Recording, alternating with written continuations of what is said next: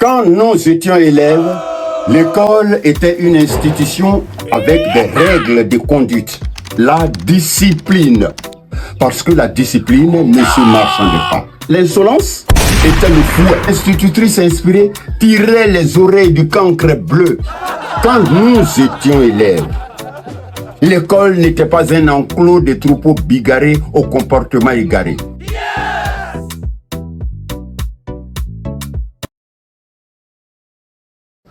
Quand nous étions élèves, l'école était une institution avec des règles de conduite.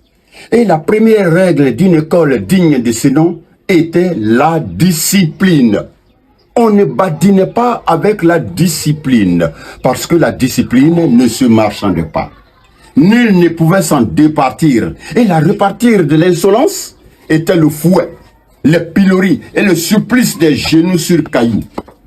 Parfois, l'institutrice inspirée tirait les oreilles du cancre bleu avant de les percer avec ses ongles de tigresse.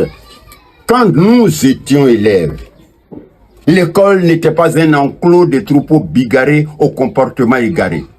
Il n'y avait pas de syndrome de Nagari. Bien sûr, les nullards et les tochards étaient renvoyés sans brassard. Les impolis et autres colis encombrants étaient traités comme des déchets toxiques.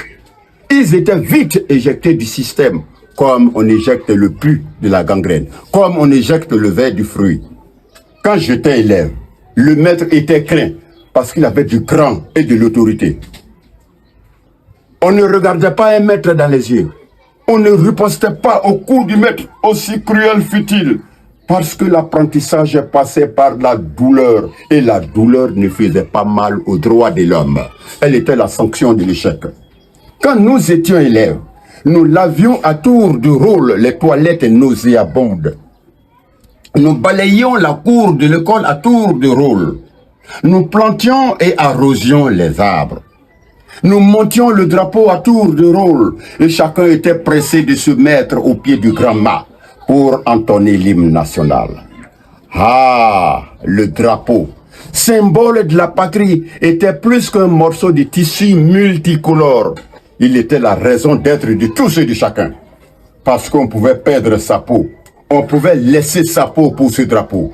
Le drapeau pouvait immobiliser un passant aussi pressé fut-il. Même les morts intimaient à leur cortège de faire allégeance au drapeau avant de poursuivre leur ultime voyage. C'était un héritage. C'était une tradition. C'était une contrainte acceptée et partagée.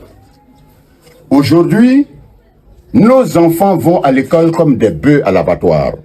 Ils vont à l'école pour réussir dans la vie et échouer dans la société. Un élève peut apprendre l'histoire de la Côte d'Ivoire et sortir, descendre le drapeau national et le déchirer en lambeaux comme un torchon. Et il n'y a rien. Un élève peut insulter, menacer son enseignant et le pourchasser comme un rat jusqu'à son dernier retranchement. Et il n'y a rien. Il peut même dire son amertume à la télévision nationale avec des thèmes qui défient l'autorité et le bon sens. Pour un oui ou pour un non, un groupuscule d'élèves peut tenir tête à leurs enseignants et à l'administration et faire fermer toute une école pendant des mois. Et il n'y a rien. Pendant ce temps, les institutions en charge de l'éducation de la République fonctionnent bien. L'orthodoxie tant clamée dans les politiques sonne faux. La rigueur des premiers acteurs ne vaut même pas la raideur d'inflexibles. Dans les discours, on joue à l'autruche, on maquille la plaie. Pourtant ça pue. L'école publique est devenue un marché de bétail.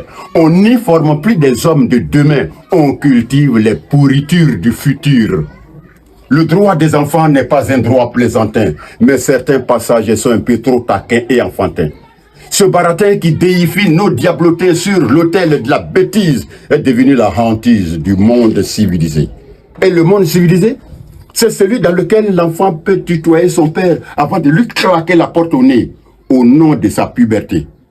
Le monde civilisé, c'est celui dans lequel l'enfant peut menacer sa mère en citant la linéa de la liberté au nom de ses 18 ans. Mais gare à mon fils. Aujourd'hui, l'école est devenue un bazar d'état. Notre retard est en fermentation à l'école. Les prémices de nos échecs futurs sont à l'école. Nos enfants sont devenus des enfants de cœur de paroisses politiques et politiciennes. Un élève peut donner un ultimatum à son enseignant et marcher sur les pieds du conseil de discipline. À qui la faute? La faute nous incombe tous. La faute est à la démocratie et à tous ces concepts qui font de l'enfant un bien doté de droits maladroits. La faute est à l'enseignant qui donne le cours en faisant la cour à la coquine morveuse de la première table. La faute est au professeur qui trinque à la table de la lanterne rouge de la classe et est prêt à sacrifier 5 points. Oui, 5 points pour labourer le bas-fond de la puchelle en dentelle. La faute est aux parents insouciants qui n'ont aucun plan pour leurs enfants. La faute est aux dirigeants qui manquent de fermeté pour valider leur autorité. Notre école est une vaste cour de récréation. Malheureusement, il n'y a pas de carillonneur pour sonner la fin de la pagaille. Demain, oui, demain, nous serons dirigés par d'impénitents voyous, diplômés sans aucune fibre patriotique, parce qu'ils n'ont jamais été programmés pour être des responsables. La problématique de notre école pose une réelle colle. Malgré le pactole des années folles, nous sommes toujours dans la camisole. On rafistole, on copie et on colle mal. On décolle comme on bricole sans user des bémols. Notre école ne fait plus école. Je vous remercie.